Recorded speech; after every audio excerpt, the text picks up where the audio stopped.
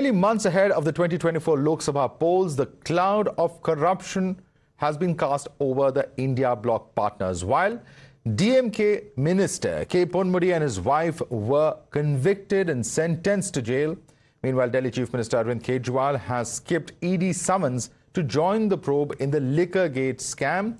But this comes just after a week after the biggest ever cash haul from Congress MP Dheeraj Sahu.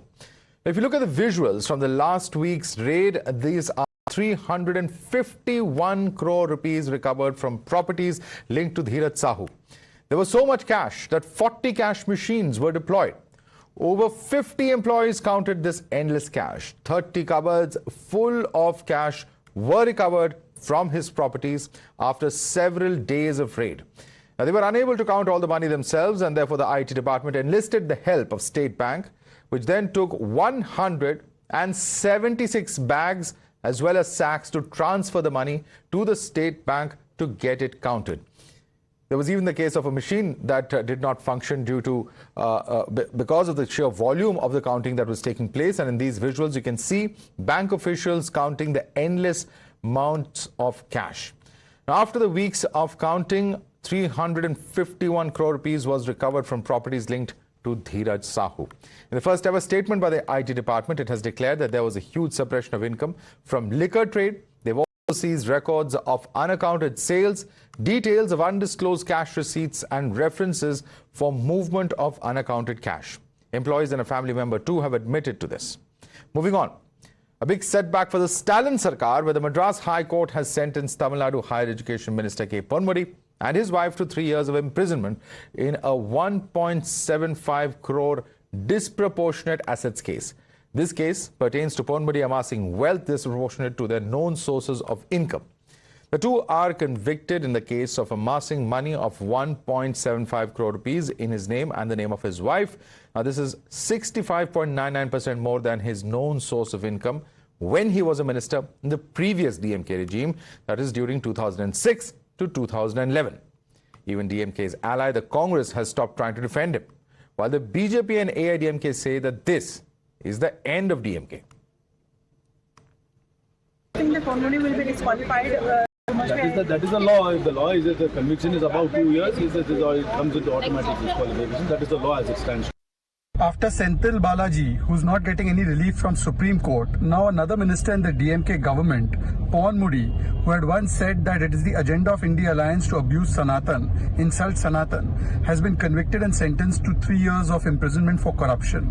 DMK today means dirty money kiska, because there are many cases of dirty money and corruption that are emerging from DMK.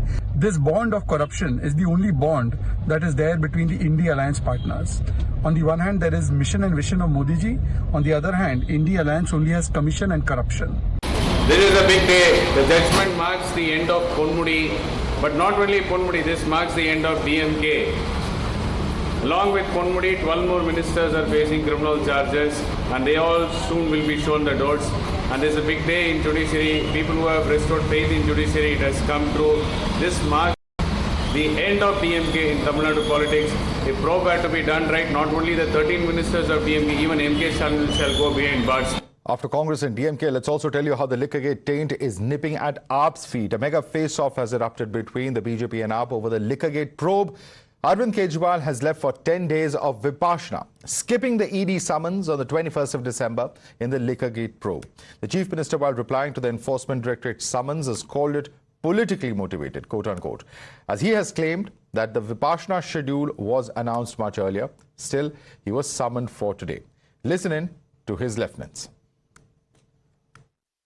देखिए, पहली चीज़ तो ये है कि ये पूरा का पूरा मुकदमा जो है, पूरा केस जो है, वो फर्जी है। रत्ती भर सबूत, रत्ती भर भी एविडेंस ना एजेंसियों के पास है और ना ही इस मसले में कोई गड़बड़ी है।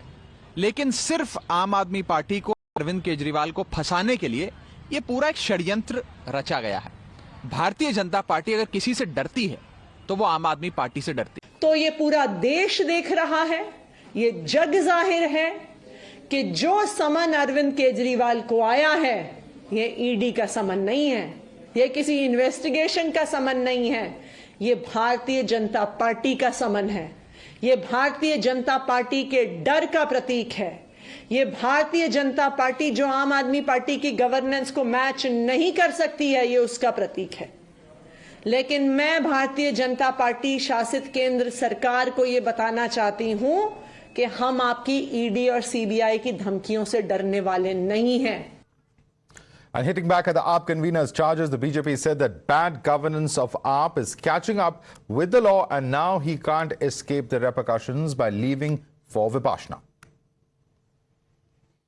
आप सभी जानते हैं और विदित है कि 2 नवंबर को शराब घोटाले को लेकर, एक्साइज पॉलिसी के स्कैम को लेकर अरविंद केजरीवाल को सेंट्रल एजेंसीज ने, ईडी ने, एनफोर्समेंट डायरेक्टरेट ने समन किया था। और जहां तक केजरीवाल जी के शराब का हिसाब किताब है, अभी तक गिनती चल रही है। सुप्रीम कोर्ट ने मनीष सिसोदिया के बेल के समय, रिजेक्ट करने के समय बड़े स्पष्ट शब्दों में कहा था कि there is an established money trail. Money trail है और एस्टैब्लिश्ड है, ये देश के सर्वोत्तम न्यायालय ने कहा। फिर भी आप अरविंद केजरीवाल जी की बेशर्मी को देखिए, आज भी भाग गए।